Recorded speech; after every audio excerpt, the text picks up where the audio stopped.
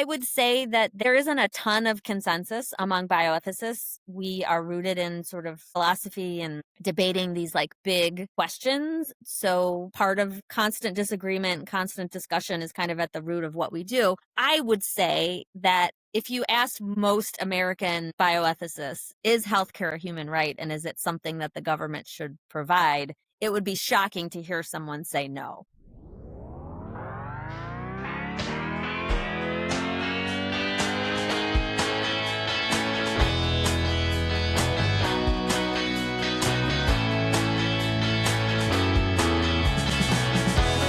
My business is your business.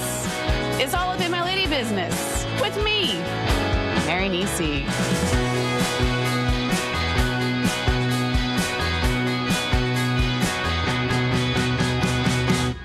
All right. Hello, everybody. I got a very exciting guest today, at least exciting for me. It's my friend Emily Anderson, Dr. Emily Anderson. That's right. And she is my smartest friend. Sorry, all my other friends. Oh, thanks, Mary. And she is a doctor. I mean, doing better than anybody else is. I'm a PhD, which stands for phony doctor. Oh, it does? Do people, when people find out? That's a joke someone told me like 30 years ago, and I say it once a week. Do you know what PhD actually stands for? I don't. I'm going to be using the Socratic method a lot during this podcast. I need to be reminded of the Socratic method. It means when I ask you questions, like I'm Socrates. Oh, okay. Do you know what the PH stands for in PhD? Is it like balanced, like a woman secret? Like pH balance for your. I don't even remember what that stands for. I don't remember what that stands for. It stands for philosophy. So PhD means doctor of philosophy. So no matter what you have a doctorate in, you are a doctor of philosophy in that subject. Oh, so I am a doctor of philosophy in healthcare ethics. And thank you for bringing that up because I didn't get further into your CV. So Emily please introduce me. So this is Dr. Emily Anderson, and she has her PhD in medical history, healthcare ethics. Healthcare ethics. That's what your PhD is in, is healthcare ethics. Healthcare ethics, yeah, technically. Like, does it say that on the diploma? Yep. So, Emily, how did you get there? Like, why did you decide to be a medical ethicist or a healthcare ethicist? That is a great question. I'm trying to imagine where to start. What was your undergrad in? My undergrad was actually in English and anthropology and gender studies. And I was always, I guess I'll start here. When I went to college, I was an accounting major because I wanted to be in the FBI. Oh. Because of Twin Peaks. Oh, yeah. Yeah. I was about to say Dana Scully, but that's a little too late. That's where I'll start. Yeah, I wanted to be in the FBI. I wanted to like solve mysteries. And accounting you thought was your path? Well, yeah, because like that is actually someone had told me that actually was a path, and I was really good at math. And so I was like, I'll be an accounting major. And I don't know if you remember the 90s. But if you do, you weren't there.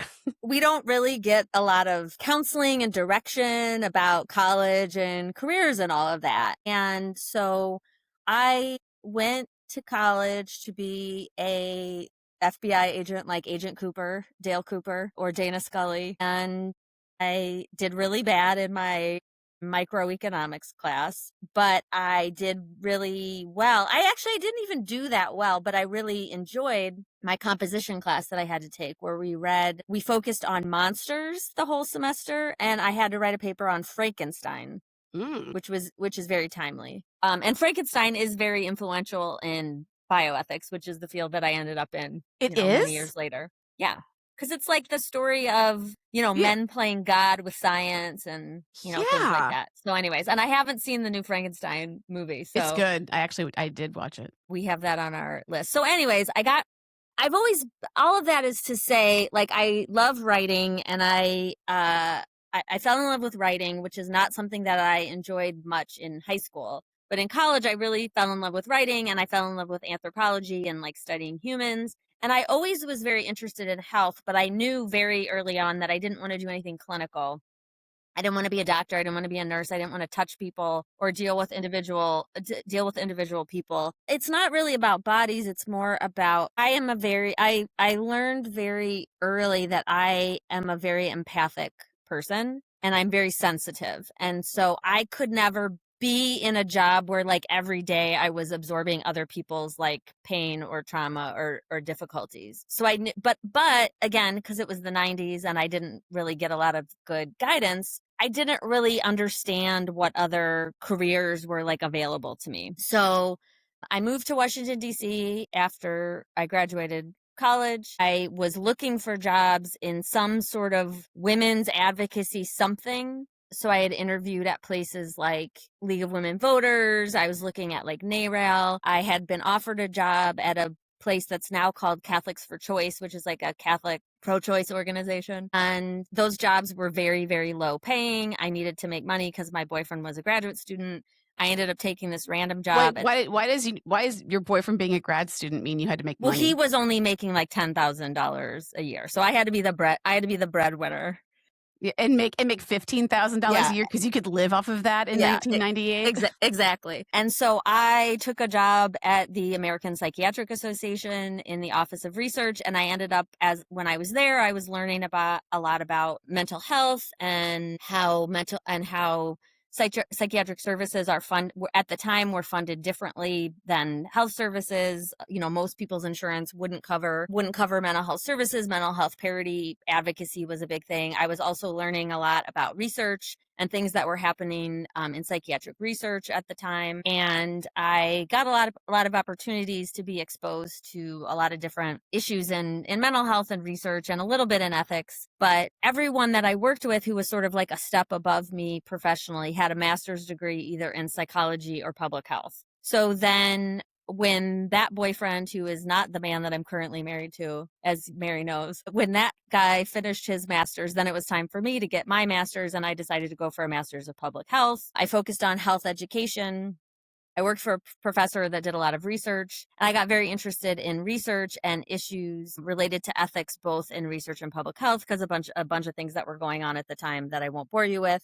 And so then I decided, I didn't necessarily think I was going to get a PhD when I got my master's. But then I realized that if I didn't get a PhD, I was always going to be working for people with PhDs. And that was a little bit frustrating because in academia and academic research, you're always very limited if you don't have the PhD. So then I decided to go get a PhD, and I was trying to decide, do I want to get a PhD where I'm very much focused on crunching numbers and doing statistics and doing that kind of research, which would be more the public health route. But I was very much becoming interested in ethics and like normative questions, which means like, what should we do? Mm-hmm. And so I decided to take a little bit of a chance and go into this very like niche field and focus on research ethics and get an interdisciplinary PhD, which is that's the risky part of it, because, if you get a PhD in psychology, then you get a job at a psychology department and you teach psychology. Not every university has a big bioethics center. Some universities invest more, and usually these are in medical schools. Sometimes people with bioethics degrees get jobs in philosophy. So it's just, you're sort of like a weird match. It's not as much of like a one-to-one match as if you're like an English professor or a psychology professor or history, When did the PhD in history. concept of like I mean, obviously going back as far as Frankenstein, Yes. but like when did bioethics become a Thing. were they always like, is bioethics gone hand in hand with like medical education, or is Yeah, that something? That's such a good question, Mary. I said it sounded facetious when the way I said it, but it's not, because it is a very new field, and there's a lot of, as a new field, there's a lot of like navel gazing and a lot of like histories of bioethics, and it was a convergence of a bunch of different things. So a lot of times when people tell the history of bioethics, they start with another movie that's out right now, Nuremberg. Ooh, And they really? talk right, World War II. Oh, So because of Mengele? well, because of Mengele, but also because of the way that, what drove World War II, what drove Hitler, right? Oh, yeah. The quest for a pure race. So it was very like eugenics driven. And there's, I'm trying to kind of shortcut it here, but this idea that medicine was like the the knowledge, medical knowledge was like perverted for this political agenda, was kind of at the center of what was happening in World War II. And then there was also the experiments that happened in Mm-hmm. Nazi concentration camps that were both to advance the agenda of the Nazi party and also to generate knowledge that would help the German army or the Nazi army. So, Mm-hmm. how do we care for wounds? How, like, if somebody, I mean, this sounds really crass, but some of the questions they were looking at were things like if someone falls off a boat if a soldier falls off a boat into freezing water, how long before they die so that we know if it's worth trying to save them or not. Mm-hmm. I So mean, a lot of that does seem like a good thing to know. I mean, it's like well, hard because you have to test on just like well, throw somebody in. yeah, but that's like really at the center. So the focus of a lot of my work is ethics in research with humans. And that's really at the center of ethics of research with humans is like if you could abuse people and do anything to them without their consent and treat people as less than human, cut open their brains, test a variety of different things, we could actually gain a lot of knowledge. And there is debates about, is it ethical to use some of the knowledge that was discovered, through those experiments? A lot of those experiments were garbage because they were totally driven by racist agenda. Mm-hmm. But some of the stuff that was kind of trying to look at how do we keep soldiers healthy, fun tidbit, like everything we know about how to prevent and cure sexually transmitted infections comes from World War II. Because what's the number one reason that soldiers weren't fit for battle? Syphilis? They had syphilis and gonorrhea and things like that. Really? So yeah, so there's a lot of like the whole fact that we have all this investment in medical research in the U.S. really came out of World War II and money that we were investing in our country to try to keep soldiers healthy as well. And then Germany was doing research and Japan was doing research and yada, yada, yada, yada, yada, And yada. didn't we like import like after well, and I would like to know the Nuremberg part of it too, but like with like Project Zeus or something, didn't we like bring a lot of Nazis over after the war, like kind of secretly to work in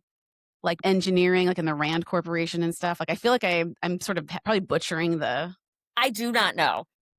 but I do That is know, yeah. Yeah, Okay. that I do not know. I have not read that history. And I do need to read more.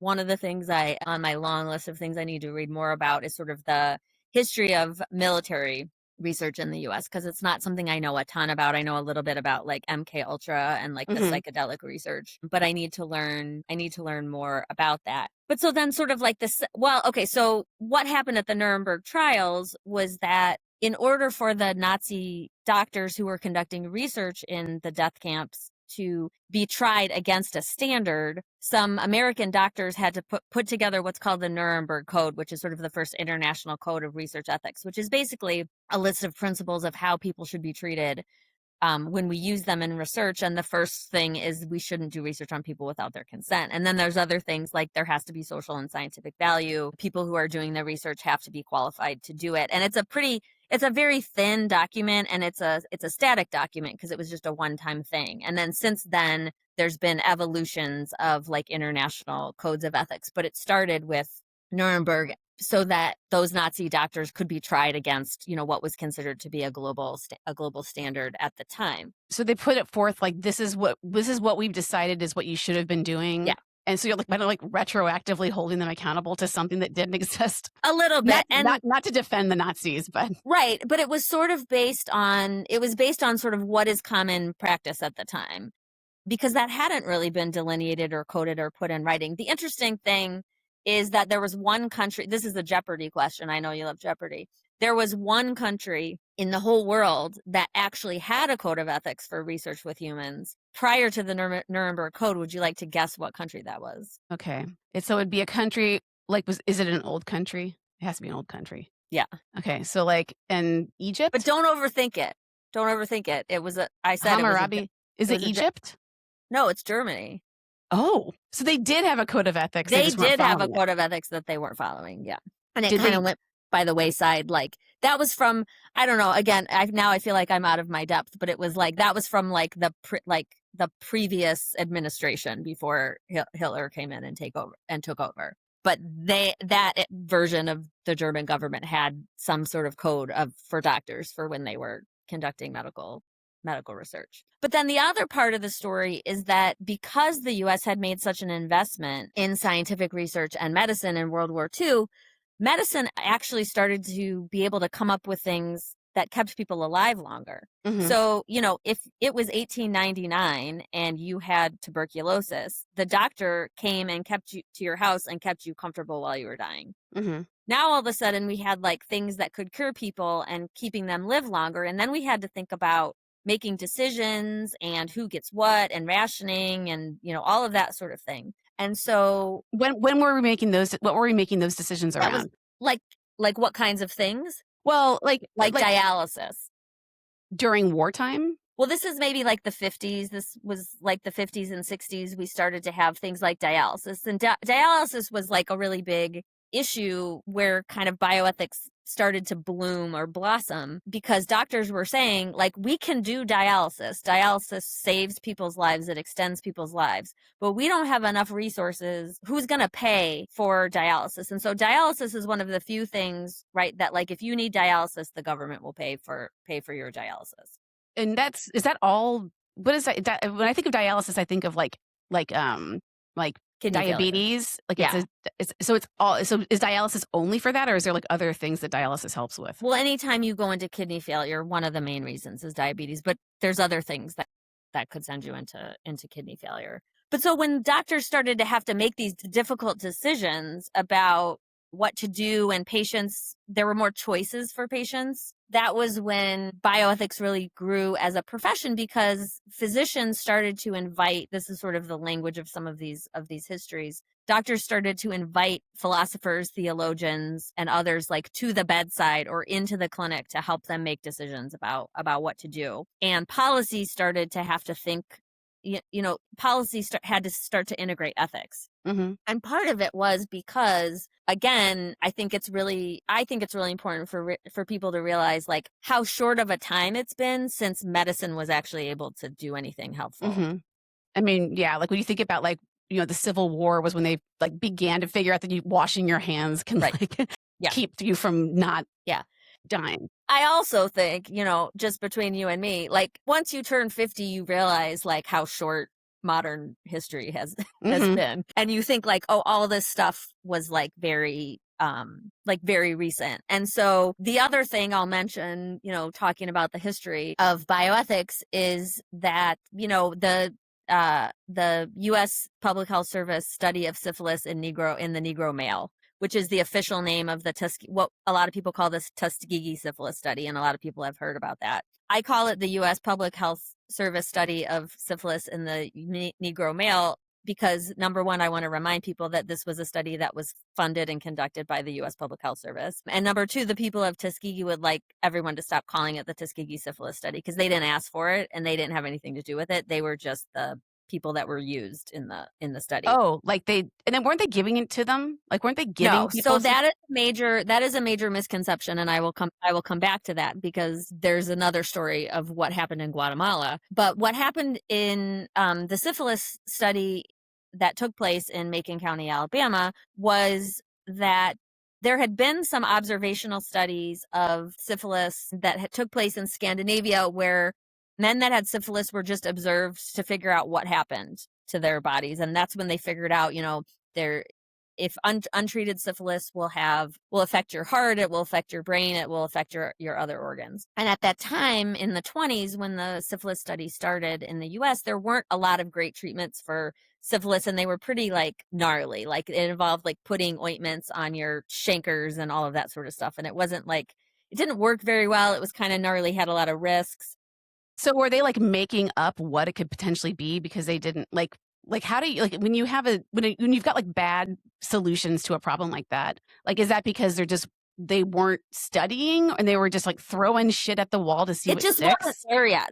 So like in the 20s, like there were not yet very many antibiotics. So this is like part of the story. So at the time, there wasn't much known about how to treat syphilis, but there was very much known about what happened if you didn't treat syphilis. So in the 20s, when the study started, what the Public Health Service was looking for was an area where there was a lot of untreated syphilis and a place where people wouldn't really have access to syphilis treatments. So they started this observational study, and what they did was they tested everybody in the county for syphilis, or men, Black men in the county for syphilis, and they followed them, some people that had syphilis and some people that didn't have syphilis, and they didn't tell them that they had syphilis. So men were followed for decades and they were never told that they had syphilis. And when they would come in for research data collection, and they would get things like spinal taps and blood draws and, all sorts of things, they were actually told that that was treatment when it wasn't treatment. It was So data wait a collection. minute. These guys had syphilis. They were diagnosed with syphilis. They Mhm. didn't tell them they had syphilis. Correct. And so they were just going off giving syphilis to other people Yes. unknowingly. Correct. Then what happened in the 1950s, Mary? What was one of the greatest medical inventions of our time, or discoveries of our time? Penicillin? No, Yes, that's penicillin oh. was discovered in Peoria, Illinois, sometime in the 50s. I know that because that's where I was born. And so the biggest scandal of the syphilis study is that men were continued to not be told that they had syphilis and not treated for syphilis when penicillin was discovered. Here's the thing about penicillin: super cheap, super effective, no bad side effects. So it's like, if you get syphilis today and you're diagnosed early, like, easy peasy breezy, It's like just penicillin, just straight NBD, up. no big deal. I mean, I don't know. It could be another antibiotic, and there's like antibiotic resistance, but we weren't worried about antibiotic resistance in 1950. That would very easily treat your syphilis infection. And so that study started in like 1932, and it continued until 1972. And it was not a secret study. There were publications from the data. People knew about the study Except the people in it. except for the people in it. Yeah. So the scientific community knew about the study. And finally, someone who had tried within CDC several times to say this study should be stopped, went to a friend who worked at the Washington Star, which is a Washington, D.C. newspaper that doesn't exist anymore. And there was a front page news story about this study, and the public demanded that something be done. And then Nixon put together a commission. And now since 1981, we have, which is very recent, we have regulations for what the rules that scientists have to follow if they're going to do research with people. So that's kind of in a very, simple nutshell, the story of why the field of bioethics exists. And so it didn't really become kind of like mainstream and normalized until the 80s. Yeah. And Yeah. so would you say that like a majority of medical schools have a bioethics side of things, or they did, and then because of funding cuts, they don't now? No, in the US, most medical schools require some sort of ethics education for medical students. And that's part of the accreditation process, because there's like a body that accredits US medical schools. Some academic medical centers have one person who is responsible for like coordinating all of that. Some medical schools have really big centers of bioethics that do a lot of research, do a lot of teaching, do teaching in other health professional programs, do teaching, at the undergrad level, do continuing medical education. Because I'm at Loyola, which is a Jesuit medical school, there's 4 Jesuit medical schools in the United States: Loyola, Creighton, Georgetown, and St. Louis University. St. Louis University is where I got my PhD.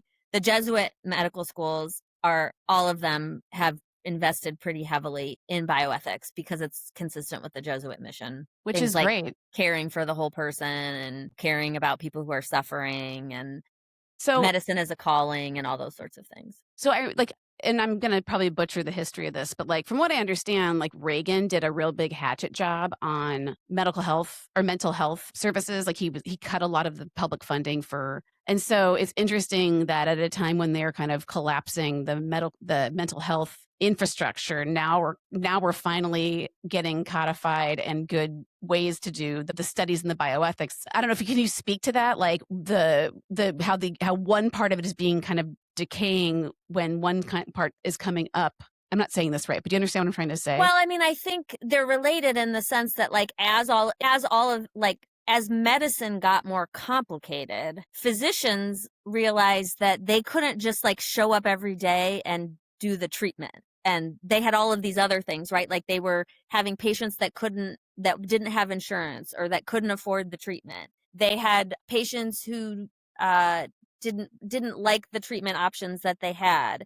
They had family members getting involved in treatments. They had, we are a pluralistic society. Not everybody agrees on things like end of life and beginning of life and, reproductive rights and whether everybody deserves healthcare, like Mm-hmm. whether healthcare is a basic human right. So as the things were crumbling, physicians were like, we can't just, it's not the good old days of, what was the famous, this is where, okay, this is where my brain fog is coming in. Marcus Welby, it's not just the guy with working in the small town. That was a medical TV show. It's not just the doctor working in the small town with his medical bag, going Mm-hmm. around and being able to give everybody what they need. Medicine became more complicated. So it is related in the sense that, these questions, just as life got more complicated, as medicine got more complicated, as insurance and financing got more complicated, as our population grew, as different, the government needed to make decisions, or we needed to make decisions as a country about, what do we owe to our citizens in terms of health and healthcare. So Just is that questions got more interesting and more complicated, and there was a need for like an interdisciplinary approach to answering these questions. so when you bring up the concept of insurance, because that's obviously a real thorny, sticky, shitty situation that America is uniquely dealing with. Like on the bioethics side of insurance and treating everybody and having that be a basic right, how do you teach to that, or is that something that you have to that you talk about in your world? Yeah, I mean, so most of my research and scholarship is on the ethics of research with people. I do a little bit on medical. I've done a little bit, I would say done, not so much right now, done a little bit on like medical professionalism and what I like to call like doctors behaving badly, or like why do doctors do bad things? Because I'm also interested in like why do scientists do bad things? So why do people like what Like should the rules what's a bad thing? doing research on people without their consent, falsifying their data to make their results look better, Mm. having financial, doing that because they have significant conflicts of interest, things like that.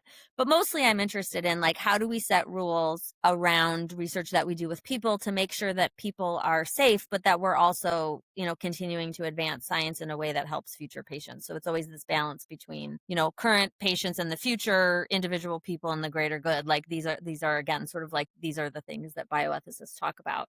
But because I have, training and colleagues who do this kind of work, it's like I have opinions about healthcare and, healthcare as a human right. I would say that there isn't a ton of consensus among bioethicists. We are rooted in sort of philosophy and debating these like big questions, and so part of constant disagreement, constant discussion is kind of at the root of what we do. I would say that if you ask most American bioethicists, is healthcare a human right, and is it something that the government should provide? It would be shocking to hear someone say no, and it would be extremely shocking to hear someone say that our current healthcare system is not in need of Massive reform. massive reform. Yeah. Right now we're dealing with Trump having, we've been dealing with for a while with the Doge cutting all of the aid, and, unless the universities behave. And like we just had, a couple days ago, Northwestern paid $75 million to, have $870 million of research money going back to them. And that sucks. Like, I really wish they hadn't done that. And I'm sure most people do too. But I guess with that happening, and so many, I'm assuming Loyola had to have been affected by that. Like when you lose all that funding, like how far back does that set the world? Like, is it something that we can get back to? No. Oh, cool. No, I mean, like, and the biggest issue, and I will refer you to my op-ed from Crane's Business from a few months ago. if I didn't anyone know wants, that. if anyone wants to Google that. I mean, a lot of people have written on this, and I was just sort of like adding my voice to the cacophony of voices. But, it's disinvesting in medical research is bad for everyone, because research grants pay for the people that clean our buildings at the university, up to, the salaries of the scientists that are doing the work and everything in between. Importantly, they pay for students. So I think one of the worst, there's a million bad things that are happening, particularly people who are currently enrolled in trials and had those trials stop and, might have their health significantly affected, not just because they might not have access to treatment, but because they're not able to be monitored once they were given an experimental treatment. I think one of the biggest issues is that we have cut off our pipeline at the knees because there's less money to train future scientists. So we use the shorthand like dirty words. So, if you have to get all the dirty words out of your research grants, like diversity and Mm. gender and woman and things like this, we are disinvesting in future scientists. And we're also making science an unfriendly place for people, and especially an unfriendly place for the people that were just a few years ago trying to bring in: women, minorities, people, underrepresented, people who grew up in rural areas, all this sort of stuff. And so we drained the brains. So I And so who's going to be the person who could have cured cancer in the future is now going to say, why would I want to go to medical school?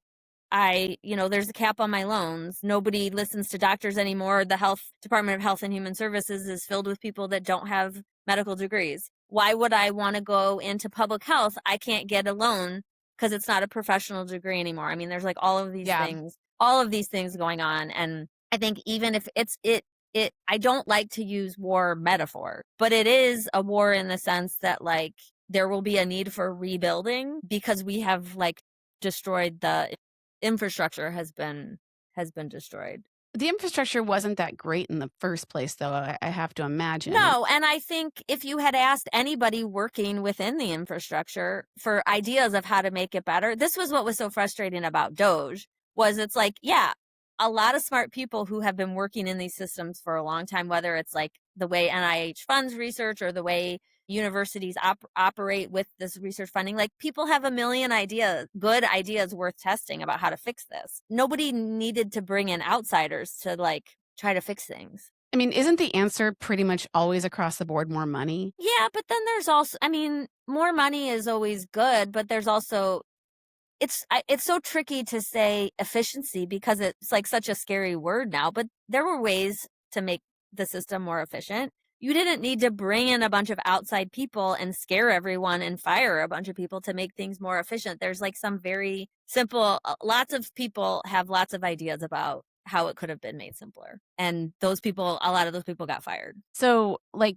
and I guess that probably just pushes, I mean, I know the US is basically the place where people do a lot of this because we've got this ridiculous healthcare situation where there's so much money involved in lobbying and blah, blah, blah that kind of make it so that there's a lot of money here in America.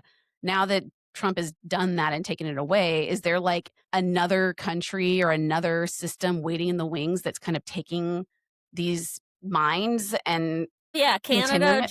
Canada, Germany, they are heavily recruiting. What did I read the other day? I want to say Japan. They're like heavily recruiting American scientists. Like, come here and do your research. And so, we're going to lose mid-career people. What We're does going that to lose mean? mid-career, Yeah. like people like me. I've been around long enough that I know what I'm doing, but I'm not so old that I'm like retiring immediately. We're kind of people in their 40s, 50s, like Mhm, we're the most productive people, I would mhm. say. Or I would say like a lot of people are at the height of their productivity of their research careers when they're in their, when they're middle age. Like So the average age of recipient of first NIH grant, don't quote me on this, is like early 40s. one thing I'm totally switching gears here, but I That's kind of want okay. to go back to something you said earlier on. So you said earlier on that part of the reason why you got a PhD was that you didn't want to be working for PhDs, not a Yeah. PhD. Now, is there some like I have to imagine that I actually know that academia is a very misogynistic situation, and that if you'd probably be primarily working for men if you were working for PhDs that would probably never see you as an equal. Do you feel that they even see you as an equal now as a PhD? That's a very loaded Mhm. question. That you may not wanna Um, be answering into a microphone? well, no, I mean, I think I can speak very generally about it because I do interact, inside and outside my institution. I interact with a lot of men and women every day. So, in public health, it's actually a majority women profession. So I had mostly, I mean, I feel like I've had a mix of like, before I got my PhD, I had a sort of a mix of men and women bosses. And at that time, the women that I worked for were sort of raised in that, like, in order to be successful in the world, you have to act like a man, mindset, which can be more difficult than interacting with a man themselves. But I mean, I think that things have definitely changed. I think even by the time I started my PhD, sort of, the like everybody has to earn their dues, and it's like it's okay to mistreat your graduate students. That was kind of a thing of the past. I'm trying to answer your question in a very, I guess, like balanced, and maybe I'm being like cagey, but like I have had men talk down to me that I know as much or more than they do about what we're talking about. I've had things mansplained to me. I've had, in every industry and every field, we know that women, take the notes and make the action items and clean up the coffee cups after the meeting is over, and all of Mhm. those one of the things I feel like I've been, has been something I think a lot about, is how much reminding I have to do Mhm. in the workplace of other colleagues. And there's definitely these like smaller inequities that persist that are going to take a really long time to go away. I mean, But how would they? How would they go away?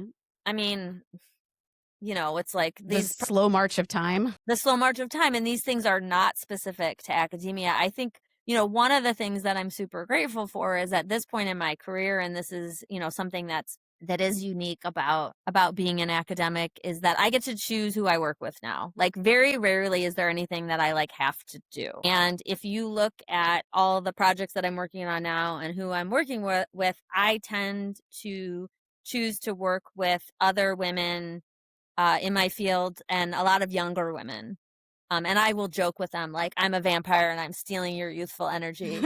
Um, I've been saying that to my employees since yeah. time immemorial. But now that I have choice, that's who I tend to gravitate to. A lot of the men that I work with are men that I have been working with for a long time, and I enjoy working with them, and I still want to work with them. So, Why do you but I think you get to got the choose. choice? I don't have to work with anybody that I don't want to anymore. So I But work with cool, awesome people, and many of them are women, and some of them are men. how did you get to the point where you could choose? Like what is the path that gets you to the point of choice to be able to make those decisions? Yeah, I mean, I think there's just sort of this like natural progression where, when you start your career, you are working on other people's projects. And then as you advance in your career, you're driving the project. So you're you're the lead investigator, or you're the person who's organizing the course, or, you're the person who's chairing the committee. So you get to choose who is involved in your projects, who's on your team, as opposed to having to join somebody else's team Mhm. and feeling like you can't say no to joining other people's teams, because that's there's this big, it's interesting, because I listen to a lot of well, let me rephrase that. The only podcasts I tend to listen to are comedy podcasts. So I listen to a Mhm. lot of actors talking about this feeling that you can't say no to a job because you might not ever get offered another Mhm. job. And just because you won an Oscar doesn't necessarily mean that you're going to get offered a bunch of like great roles. It's very similar in academia. Like, you feel, especially when you're young, you feel like you have to, anytime anybody asks you to be part of their project, whether that's like write a paper with them or be on a panel with them or try to write a grant with them because you bring, whatever data analysis or methods knowledge to the team, you feel like you can't say no, because you feel like no one's going to ever ask me again, and I got to be part of this person's team. Mhm. The only industries I really understand are Hollywood and academia, so Yeah. they have those things in common. They might be there in other fields as well. I love the idea that you think that you know a lot about Hollywood because you listen to The I know Lonely a Island ton of about Seth Meyers. Hollywood. Is it all I through the Lonely Island of Seth I Meyers totally podcast? understand it. No, I also have listened to Smartless and Uh-huh. WTF, so I know how Hollywood works. Yeah. I mean, we'll at least know how it works for white guys Hmm. specifically. Yeah. Well, and I know how it works for old women. You know, Yeah, They and the don't get young ro ones. they don't get roles. You don't get roles unless you write and produce yourself. What have we learned from Reese Witherspoon and Nicole Kidman? And if you want to work, you got to be a producer. So kind of like academia. Wow. I mean, it's like that also in like, DJ world too. I Yeah. mean, although it's weird now because it's like the older you get, the less relevant you seem, but also it's like you also know more and you're better at, looking at rooms and understanding them. It's like, and I've been feeling like I definitely in the last like 2 or 3 years, I've been feeling like I'm getting olded, Mm, like that I'm seen as irrelevant. I went to Sephora the other day to get some eye cream, and the hmm. woman said, "Well, you've got mature skin." And I was like, "The fuck I do. The fuck I do. I am fucking coming back in 3 months after I get a full laser face off, and then we'll have a conversation about my mature skin." Yeah, I mean, I think I do think in academia that the getting olded or like age, I don't think it's as bad as it is in Yeah. other industries. And I also think that, I joke about this, and I don't know if every female academic would agree with me. I don't think the pressure to like look good is as strong as it is. I mean, certainly it's not as strong as it is in some professions, but I feel like it might be like the lowest pressure Yeah, it of might be actually the best job for women to grow old in, yeah, I because, think like, so. the older you get, the more knowledgeable you Yeah. seem, and Yeah, and I mean, I will tell you that when I was on the job market and I was a very young looking 32-year-old when I finished my PhD, I had women my age or a little bit older than me telling me that they let their grays grow out and they wore glasses when they went on job interviews because it was actually better to seem a little bit older because the decision makers were generally, men in their 60s, and the older you could the more gravitas you could give yourself, sort of the better. what a I shit don't know. show, what a fucked I mean, I think on the one hand, like, you should be able to let your grays grow out and wear Yeah. your glasses and do all of that, but that's so fucked up that that's the kind of career advice that women academics get, and men are like, "Be more assertive and maybe you can have sex with a co-ed." I don't know. I feel like Well, the think advice is different. I think, yeah, and I think the maybe the advice is, you don't want to look too hip or fashionable that you could be seen as not being serious, right? Like you want to look serious. I don't it's not possible for me to be or look anything other than the way that I am. So I feel like I struggle a little bit with like that balance. But on the other hand, I really appreciate that I'm in a field where looking good is not going to be the number one reason that I would get, a job, a promotion, or whatever. I do feel like I don't have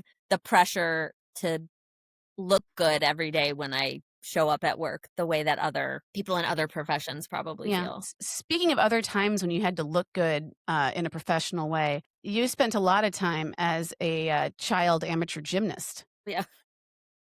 I don't know if Yes. I said that correctly. I don't know if I said your title correctly with the. I mean, I was a child and I was not a professional. I wasn't getting paid. So yes, I was a gymnast as a adolescent. I was a high level athlete. I have a feeling you probably have some medical ethical issues to talk about with that whole entire world of the Larry Nader. What was his name? Larry Larry Nasser. Nasser. Yeah. Yeah, So, okay. So I mentioned that I had previously studied, I don't know if you remember this. So I had previously studied, physician misconduct. And so I was working on a project with my mentor from my PhD program, and we were looking at Medicare fraud. We were looking at overprescribing of opioids and things like pill mills. We were looking at unnecessary procedures, so kinds of these like scams where there would be a cardiologist who would say like, "Oh, you have a blockage, you need a coronary artery stent," and then they'd send people to a surgeon and so that they could, charge Medicare and do these procedures. wait, really? Yeah, They would like there's give people unnecessary procedures so that they yeah, could get paid by Medicaid? yeah, yeah. And then we were also looking at physician sexual abuse, which is a very understudied and underreported. Sexual assault we know is very underreported. Sexual assault by a physician is even less reported than you know date rape or stranger rape or other kinds of Well, I other think kinds of sexual assault. I think a lot of women don't realize it's sexual assault. Like No, when you're in those, you're trusting the person. You think, well, I guess this is part of the deal. Right. Well, and I mean, let me ask you this. When you went in for your first pelvic exam, did anyone tell you like what was normal and what was outside of normal? Like, did they say, like, this is like did it have a heads up on what, like, a Yeah. speculum is gonna feel like? No. Yeah. No. I mean, So, other than, like, friends saying that it's cold and right. it sucks. Right. But how long, if there was inappropriate touching during it or it went on too long, how would you know what was too Yeah. long or outside of the norm? So anyways, I was a former gymnast studying physician sexual misconduct when the Larry Nassar story broke. I was getting a lot of questions from colleagues about like, what's your opinion on this? And then you also get a lot of during that, you get a lot of like, oh my God, I don't know how this happened. Like, this is crazy. How did this happen? And I was like, I don't think it's that crazy. I can tell you exactly how it happened. I wrote a little blog that was because I kind of woke up one morning and I was like, all right, here's my thoughts on Larry Nassar. And then I need to be done. I wrote a blog and then something happened. I can't remember what happened during the trial. But I woke up in the morning and I had an email from ESPN and they asked me if I would be on a show called Outside the Lines, I think it was called, Uh-huh. which was like Yeah. like a really long. I know that John knows this because Yeah. I I do remember talking. I it's coming back remember, to me now. yeah, I remember like talking to John. For those of you who don't regularly listen to Mary's podcast, John is her husband. Yeah, And I sure. was like, this impresses my male friends because I know they all know this show Outside the Lines and ESPN and Bob Lee. I famously don't want to do any media. I have not done very many. So that was like my first media appearance professionally was live on ESPN. Wow, way to aim high. And I have not done much between this media appearance and that media appearance. And that was horrifying. I never watched myself. Here's the thing. All I did was go on TV and say, doctors shouldn't be sexually abusing young girls. One of the least controversial things that anyone could say. It was not risky or controversial. I mean, bioethics is a field that focuses on controversies, right? Like beginning of Henrietta life issues, Lacks. end of Yeah. life, all of these sorts of things. To say doctors shouldn't sexually abuse young patients and doctors of athletic teams shouldn't take advantage of the trust and the environment, the very stressful environment that those young women are in, is just so not even a risk or anything. What ended up happening was, and I can't remember at all, I think it was basketball. Some player got caught on a hot mic saying something under their breath when a ref made a call, and that knocked our time down from like 5 minutes. It was me and another woman who has this very famous gymnastics podcast. We were supposed to have like 5 or 6 minutes, and we ended up having like a minute total. So it was like, and again, I never watched it. Ironically, wait, it's just because somebody said something dumb on a mic? Yeah, it might have. Yeah. It might have been that somebody said something like racist or Sure, but I like, mean, it just feels like this is a much more salient and important thing to be talking about than, yeah. some hot gossip around somebody being, racist. Yeah, But so it was yeah. like a breaking story. So that was on, and so I wasn't on for very long. Yes, so I was a former gymnast. I happened to be in this like weird place at a weird time studying this issue, and I always, when I talk about it, I always say like I am the only, as far as I know, I am the only person who is both a former gymnast and an expert in physician sexual misconduct. So I was, I guess, the best person to be talking about that issue. And it was, more to me, it was kind of more about gymnastics than it was about medicine, but it really highlighted the trust that athletes have in their doctors. But it was really more about how fucked up the world of gymnastics is, and the fact that, no matter what, the best gymnasts in the world are always going to be young women. Simone Biles, the fact that she's still doing gymnastics in her late 20s is like amazing, but that's And not also freakish. yeah, like she just is an incredible athlete, just like so many standard deviations outside of the norm that, the rules that you would have to make, the rules that I would want to make for gymnastics just wouldn't work because it would be about not having young girls competing in such high pressure situations. But it's just, that's not the way that it's not the way that the sport works. You can't say like, if you look at the recommendations from places like the American Academy of Pediatrics about like kids in sports, they're like kids shouldn't specialize until they're in until they're in college, right? Even some of the best college athletes, um, will have played multiple sports all through high school, but you can't do any other sport and do gymnastics. And I think our like other sports are sort of moving to become more like gymnastics. I would say, like, when I hear people talk about their kids in soccer or hockey and all of Oh that, my like god. the way it is I now, am like that's how so gymnastics always has been. Like it's, mhm. and it's very Expensive and stressful. Yeah. So yeah. I worry that like more sports are becoming like gymnastics, and that's putting a lot of pressure on kids. There's still only the same number of people that are going to be able to become pros and all of Yeah. that. Anyways, now I'm getting into like a whole thing that I don't really know about. But Well, I mean, I see it here a lot, like, where, because a lot of my friends have kids that are sporty. This is where I feel like I really lucked out with having a very unsporty child, because I don't have to go to, like but they do, like, travel hockey and yeah. travel soccer and travel swimming, and, it costs, like, tens of thousands of dollars a year between, like, the traveling and the fees and the equipment, and all the gear, and it's like, you do realize that the likelihood of your kid actually doing anything with this is very low. And even if you do get like a scholarship for sports, like what happens if they get wounded? It's an interesting thing that we've kind of pushed ourselves into from a competitive, like, just to kind of create this weird competition, and it's almost like it's more for the parents to look good than it is necessarily for the kid, like, just that they can afford to do these things or what. And no offense to Yeah. my friends who are doing these things, but I don't really, but it does seem like weirdly competitive and putting a lot of pressure on the kids that are it's really parent based. Yeah, I mean, I'm not a parent, so I don't know. What's interesting to me is, my parents, they did not have the experience of being in sports. I mean, my dad played sports. My 5'5" father was Mhm. on the basketball team at his high school because it was so small. But my parents didn't have any experience being in like high level sports. And so my parents had like nothing to compare what my life was like, or, to kind of navigate the world that I'm in. Now I think it's interesting, and I think it is better that parents have the experience that or at least some of the experience that their kids are having, and they can navigate it a little bit better and make different choices maybe than the choices that I made, or the choices that were made for me in terms of, I was going to say, work life school sports balance, and Was the pressure those from sorts of things.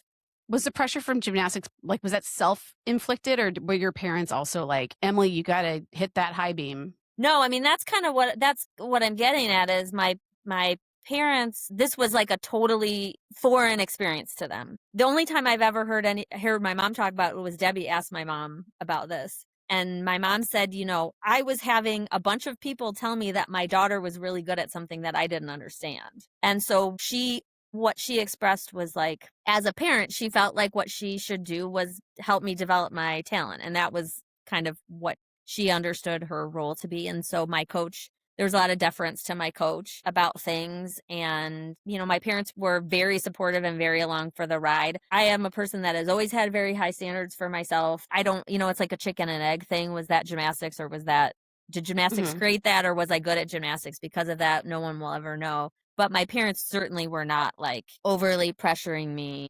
But then you also feel, in a sense, it's like I understood and I didn't even understand the way I understand now, but even then I understood like the investment that they had made in me, and like the sacrifices that they made in me. And I did express the desire to quit many times and was kind of talked out of that. But that was, maybe that I can't say that that was the right or the wrong thing for Mhm. anyone to do. And I think, I've spent a lot of time reflecting on, what it was like to be the kid that I was, or have the experience that I had as a kid. And I think there's like it created a lot of things for me that I still struggle with, and it created a lot of like good habits in me. And I think, kind of back to academia, I think having the childhood that I had is one of the reasons that I think I'm successful as an academic. Like, I will also joke about that. And I have a colleague at Northwestern who we learned only after we had been working together for a couple years that we were on the same gymnastics team, but she's 11 or 12 years younger than me. And I had actually coached her when she was a young kid, because we had met on Zoom during the pandemic. I was on an advisory committee that she had put together. And she's a Um, bioethicist? no, she's a statistician. She's a biostatistician. And she uses her husband's last name, and I use the name I was born with. And I didn't recognize her name. she was like 6 and I was 17 when I taught her, so she didn't remember my name. And then when she she had dinner with our coaches and she realized we made this connection. Anyways, she and I have had long conversations about sort of like gymnastics and academia and like, all of that. But, a lot of academia is like you write something and then it goes through peer review, you get judged, you get feedback, you're told like, what's wrong with it and you need to fix it if you want to get it published or you want to get this grant or whatever. And I kind of noticed when I was early starting out, some of my colleagues really struggled with like getting that judgment and that feedback. And I'm like, when I was 12 years old, I basically naked. I spent hours in the gym to go dance for 90 seconds and flip around on a tiny little piece of wood. And then a woman in a suit would hold up a number. Tell And me your that entire worth was based off that of, my entire worth was based on that number. So I'm pretty good at when I get feedback that's like, this is what you need to do to improve this, whether it's a research project or a, conference proposal or a paper for a publication. I'm pretty good at just like putting my head down and being like, okay, I can deal with that. I don't take it like super like personally. Yeah, I also just assume that everything I do is a little wrong. So like when I get feedback, I'm like, I just accept it as like a normal thing. Like they say this all the time on the Lonely Island podcast, but where they talk about like first thought, best thought. First thought, Like best I thought. Yeah. That's a like big like I improv thing, right? yeah, and I never think my first thought could possibly be the right one. Like I always think that I have to go through 2 or 3 thoughts before, or some, so I'm actually I kind of like criticism because, all right, you say I did this wrong, I'm going to fix that. And then, but then it winds up being this diminishing returns when they keep telling you you're doing it wrong when you know you're doing it right. This has been all over the place, but really like intellectually stimulating. And Thanks. I was really fun to ask questions of you we've never really talked about. We didn't even talk about why I even know you. I don't know if it matters, but Well, it's you I don't often get like uninterrupted time to sit down and just like talk about yeah. work stuff. And I guess I don't really like talk a ton about work. No, you really don't. I'm hearing things that I mean, because all of this stuff has happened while I've known you. So like, Yeah. I mean, with the exception of like Yeah. the DC stuff. I think when we And like met, I was finishing my PhD. you were still at St. Louis. Were you commuting back and forth from here to there? I moved back to Chicago while I was writing my dissertation. So I think that's probably when I met you, like around that time. What was your dissertation on? My dissertation was like so arcane. It was on like public engagement in the process of research ethics oversight. Well, those are a lot of words. Yeah. And also one of the other amazing things is that Emily is literally the only person in the history of all time that graduated from Notre Dame that doesn't casually mention that they went to Notre Dame every 5 minutes. That's not true. We went this entire time. You know multiple other people who graduated from Notre Dame that don't talk about it? I don't think so. Who graduated from Notre Dame that I wouldn't know Chris went Norberg. There? I knew he went there. But he doesn't casually say it all the time. No, but I knew he went there. I'm just saying that you just I don't. I normally don't talk about it because it generally invites conversations about football that I am then not able to engage in and sometimes disappoint people with my lack of a football fandom.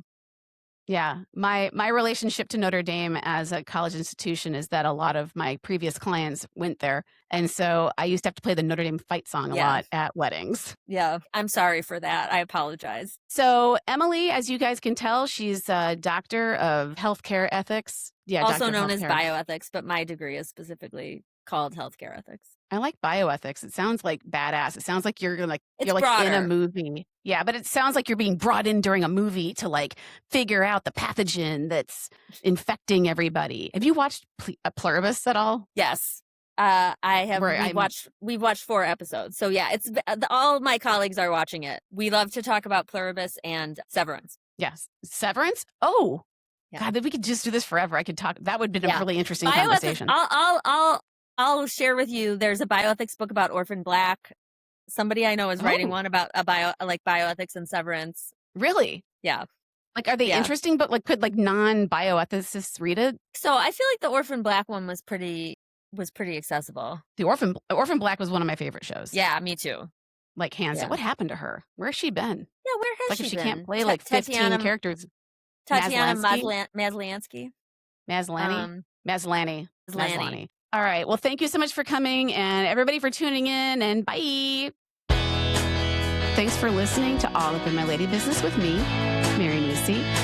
We'd love for you to like, review, subscribe, follow us at All Up in My Lady Business on the gram. And if you're a female identifying person and you want to dance, you can follow. I mean, everybody can follow it, but if you want to be a part of the magic at Hot Flash Dance Party, sign up for the mailing list to find out where our next party is going to be. And if you are looking for a DJ in the Chicagoland area or anywhere else, money's the same color everywhere. Fly us out. ToastandJamDJs.com has the best. And listen to my radio show. I have a radio show on Chirp Radio at chirpradio.org. That's Mondays, every Monday from 12 until 3 p.m. CST. Today's episode is produced by Shiraz Dada. Theme song composed and performed by, you guessed it, Shiraz Dada.